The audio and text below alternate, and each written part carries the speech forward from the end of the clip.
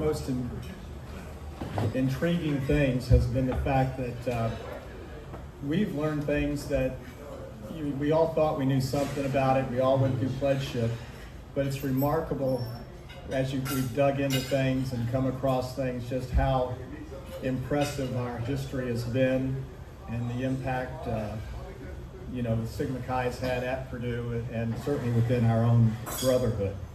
So one of the things that I came across, and you think about this, in 1949, the consul, and this is 75 years after the chapter's been started, and about 75 years ago, and look what he wrote.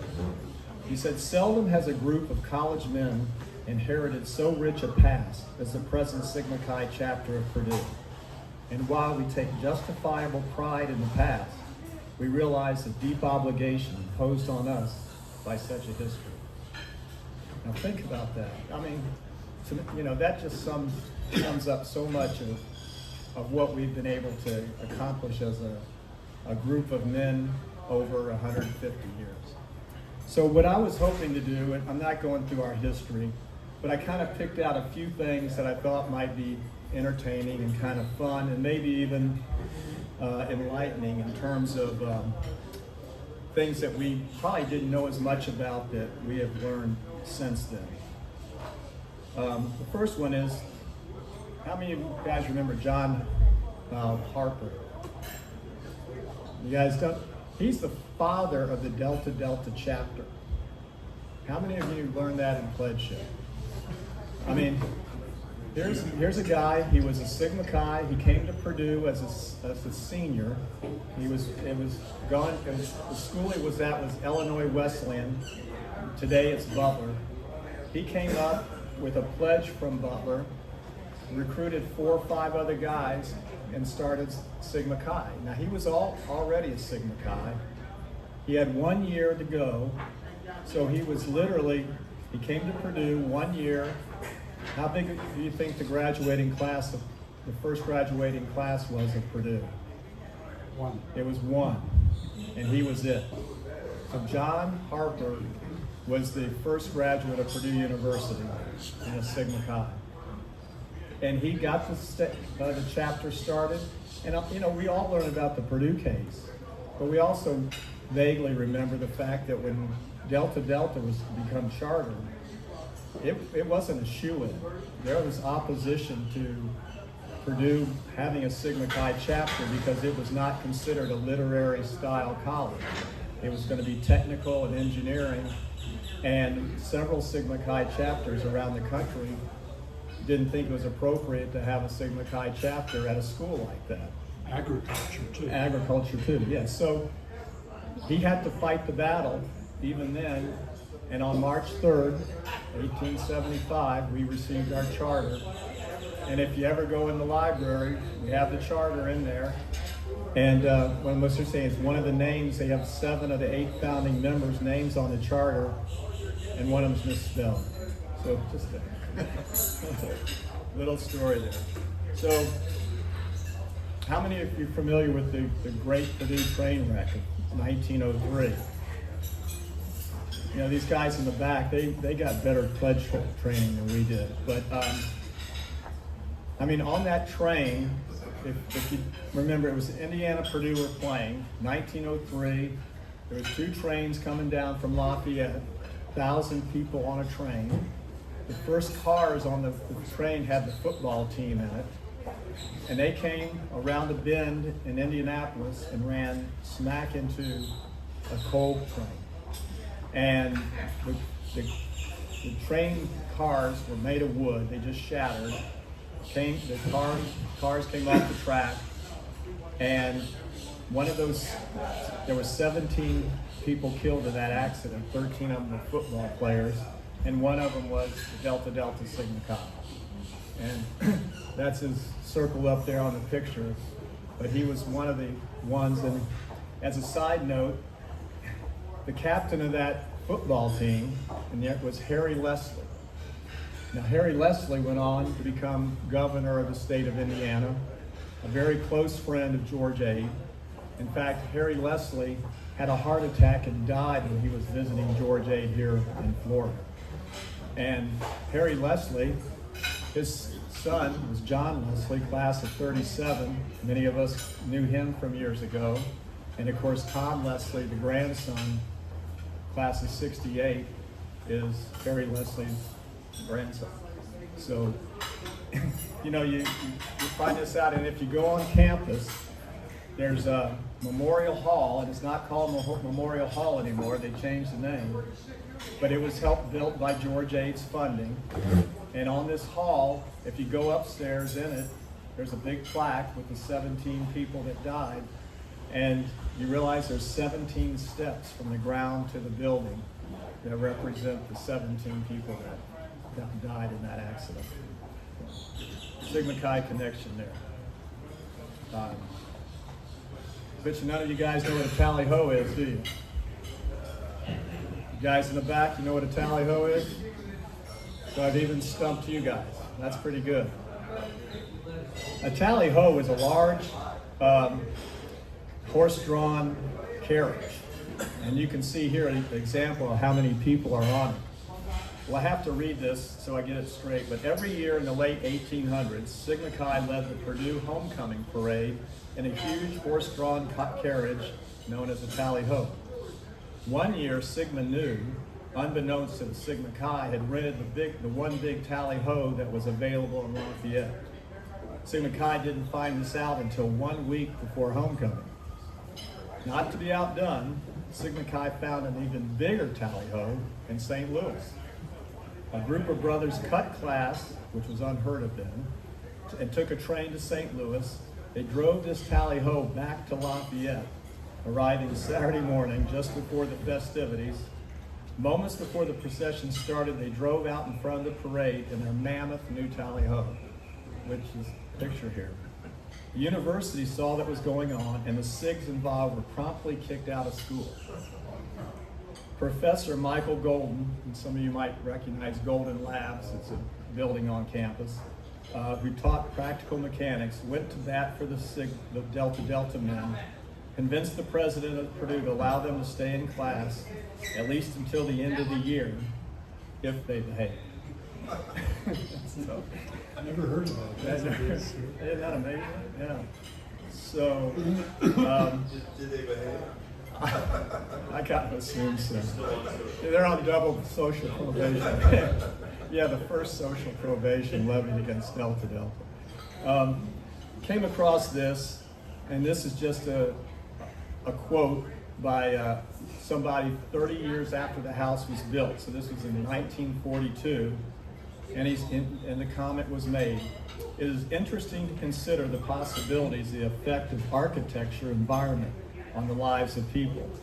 It is not inconceivable to believe that the atmosphere of easy informality inherent in a hunting-style lodge of architecture has made and is having its effect on establishing the easy informality and casual but close comradeship of the brothers. So, you think about this great hall and ability to mingle compared to other fraternities. That's something. A lot of people have asked me about this one. You guys recognize what this is? This was the house, and when Clarence Bivens and Ben Taylor bought the property at 202 Littleton, this house was on the property. And this was the chapter house for a while. And it was referred to as the old shack because it was really inadequate. The guys could not eat together. They had to go to a boarding house in order to have their meals. And they really detested it. And they were harping, one of the first publications we came across was a long letter from the undergrads to the alumni telling them what deplorable conditions they were living in and how they needed some help to get a new house. Well, maybe they figured out, but over Christmas break in December of 1911, this house caught on fire. And there was only one brother in the house. And I found that out because this brother had written a note to Bivens and Taylor about fact that he was somewhat responsible for the new house being built because he was in it when the old one burned. And the impetus, all of a sudden the energy got going in order to, get the momentum to get this house built. So this house was on the property. It was obviously torn down, and the new house was built a little bit in a different location compared to where this place was. This is one of these other gems that you come across in this research, and all these stories are in the book at some place, but Chase Osborne was one of the first 3 significant SIGs ever chosen. I mean, in 1935, when they had the first 7 significant SIGs selected, of course, 3 of them were Delta brothers, George A., John T. McCutcheon, and Chase Osborne. And on the 80th birthday of Osborne, I mean, he was known as the Iron Hunter. You might remember that term. But he was well-renowned, and he was governor of the state of Michigan.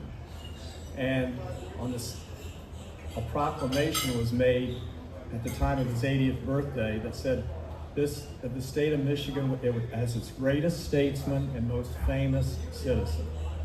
So, but when he left school in it says here 1876, he left before he got initiated.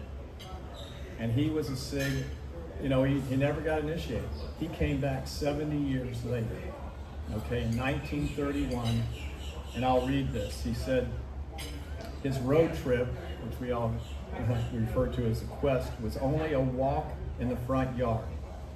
I mean, this is for a 70-year-old man, excuse me. And when he asked if he found the White Cross, his response was, yes. What would happen when we say yes, right? He said yes. When asked to please hand it over, he replied, I can't because it has been, been in my heart for over 50 years and is with me every day of my life. Well, kind of chokes me up. So my whole point is that he got initiated 70 years later, and this was 31. So in 1935, he became a significant SIG at 74 years old. So that's just one of the interesting things that Clarence Bivens and Bennett Taylor. What do we all know them for? Buying the property. They bought the property, right? That's all we ever get taught about. They these sign guys. each other's notes at different banks. Yes, they had to vouch for each other. They both signed for their loans to get this property. And it was $5,500 to buy the lot. And at one time, that property went from Littleton all the way down to the Wabash River, where the levee is today. So, but the thing you don't realize is when you go into the library, back all our years, you had the big portrait of Abe, right? And on each side, you had the portraits of Taylor and Bivens. Well, the reason they had these portraits wasn't because they bought the property. They stayed engaged with the chapter for 40 years. So in 1945, the House Corporation undergrads decided to honor them by having these portraits made for them. So this is at the end of World War II. It's 1945. There's still SIGs all over the world serving. And they sent out a letter asking for money and to honor. And I've got this book, this thick, of these letters that came in, in praise of and all. And the stories are just heartwarming to see just how big of an influence these two men had on the chapter. Uncle Bivy. No, Uncle Ben. Bivy and Uncle Ben. And so these letters came in, but here's the ironic part. Bennett Taylor, as these letters were first coming in, Bennett Taylor passed away on July 18, 1945. 3 weeks later, Clarence Bivens passes away. Neither one of them lived to see these portraits completed, because they weren't completed until and presented at homecoming.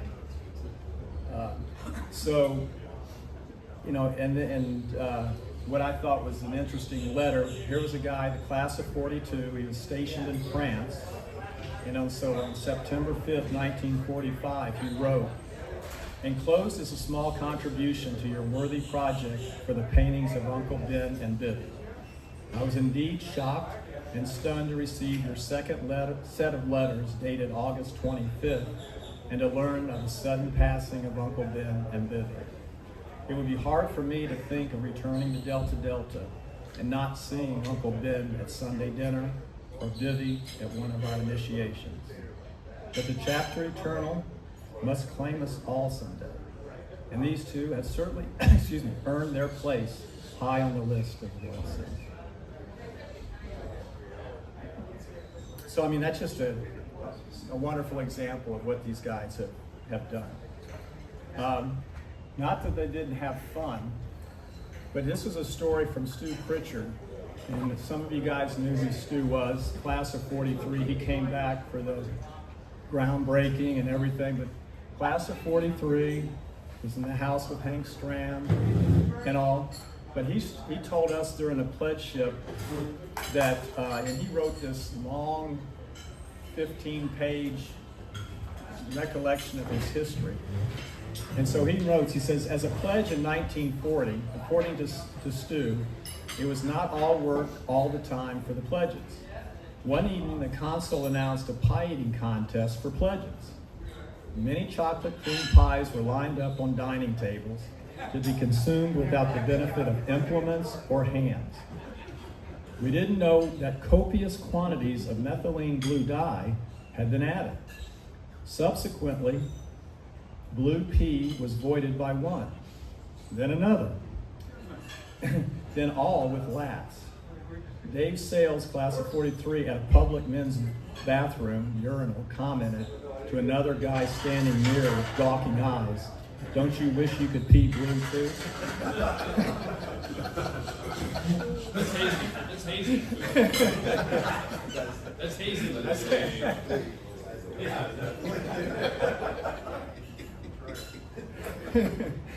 So, and then we get to the more serious part. One of the things that just floored me was, again, this was in Stu Pritchard's notes, but he wrote that he said, a little after 1 p.m., as the SIGs began Sunday dinner on December 7th, 1941, there came a loud shout by Ben McKinney, 43, from the balcony. "Hey everyone, go to your radios. The Japs have just bombed Pearl Harbor." Stu Pritchard recalled, "En masse, we left our dinners uneaten. Enlistments, then sad farewells followed, many permanent. Bob Kemper and I hitchhiked to Chicago to join the Navy." So here's, again, an example of what it was like in that period during World War II. And so maybe it was just the maturity level of guys that obviously were going off to war, but these pictures are the 7 SIGs that were killed in World War II, and one was an MIA. But this letter written by the consul sums it up so well. It goes, Last November, the Navy saw fit to put me on inactive duty until I report to the Academy in June. Not many days passed before I was again in the folds of Delta Delta. Strange faces were all about, but genuine SIG personalities they were.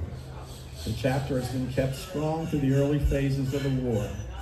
As always, Bibby and Uncle Ben are still participating actively. They haven't changed a bit.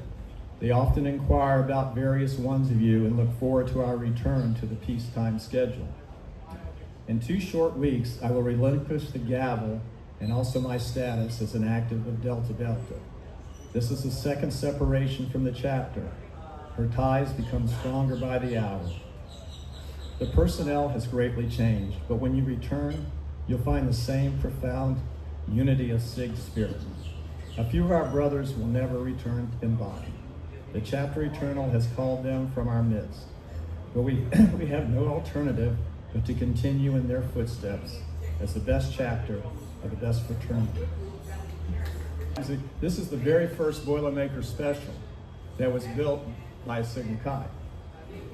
And I say that, but his name was William Winterrow, class of 07, 1907. He was president of the Purdue Alumni Association and president of Baldwin Locomotive Works in Philadelphia. And the students had decided that they wanted a mascot, so they wanted it to be a train. So this Winterrow, who obviously knew something about building trains, basically built the train, the chassis, and turned it over to the Reamer Club, and presented it to the student body on September 11th, 1940. So we had a hand in the Boilermaker Special that runs around campus. All right, here's one more courtesy of our guys in the 50s, Brian. Okay, 1956. I came across this article. He says, what can one do with the time one wastes? Monopoly was introduced, and at first brothers thought it was a crazy option for wasting time. But within 2 weeks, it was necessary to sign up in advance to play in that night's Monopoly game. To allow more brothers to waste more time, it was decided that a Monopoly tournament would be held with the possibility of wasting up to 200 hours of time at one swap. The tournament was so popular that on the night of the finals, auxiliary bleachers had to be set up for the overflow crowd. A story in the Boilermaker SIG stated, Frank Tisch managed through canny economics to build a chain of hotels that would put Conrad Hilton to shame. He put the final blows of bankruptcy to Jack Goodman and Roger Smith among the frenzied cheers of many fellow time wasters, all of whom were wasting time in a most enjoyable manner. This is the end to which we have aspired. Now, Harold's the one that got this legend started, so it's a legend of about 10 years or 15.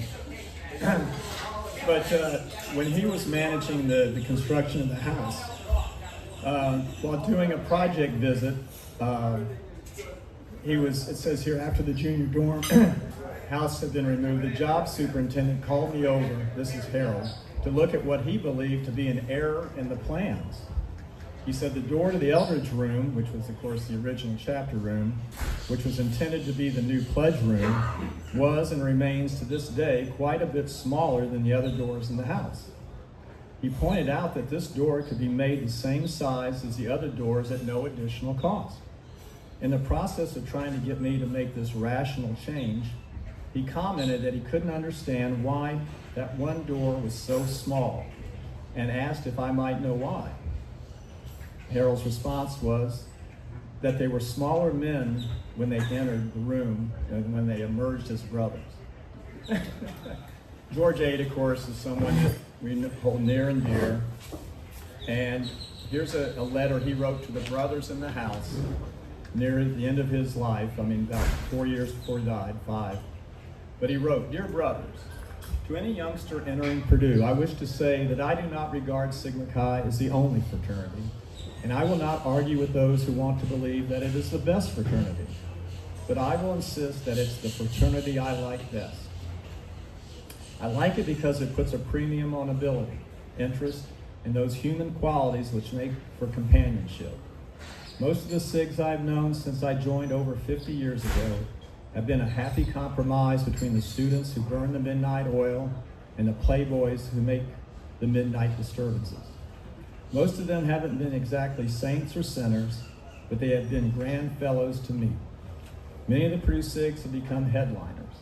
Any boy who joins the SIG chapter at Purdue will be getting into good company. Fraternally, George A.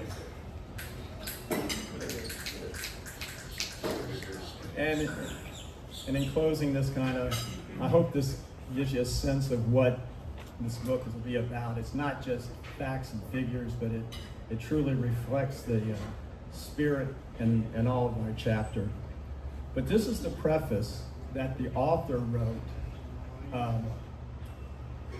as part of this book. And here's a woman that knows nothing about Sigma Chi other than what she's learned from the stuff that we've gotten and to her and what she's written about. But listen to her summary of what she thinks. She says, the story of Delta Delta chapter of Sigma Chi is a story of Purdue University, built on the foundation of people who exuded persistence, strength of character, and heartfelt connections. Those attributes describe a Delta Delta brother, just as they paint the perfect picture of a Purdue graduate. Both are grounded in success through tenacity, even in the face of adversity, while valuing relationships above all else. Fraternities as we know them today may not exist throughout the country had it not been for the brave few who dug their heels into the Purdue soil and fought in a legal battle to establish the Delta Delta chapter of Sigma Chi on campus. She goes, I want to thank Phil Steele for entrusting me to tell the story of Delta Delta. It's a good one, filled with the elements of any compelling narrative. The hero's journey filled with ups and downs, and the return home, in this case, to 202 Liberty.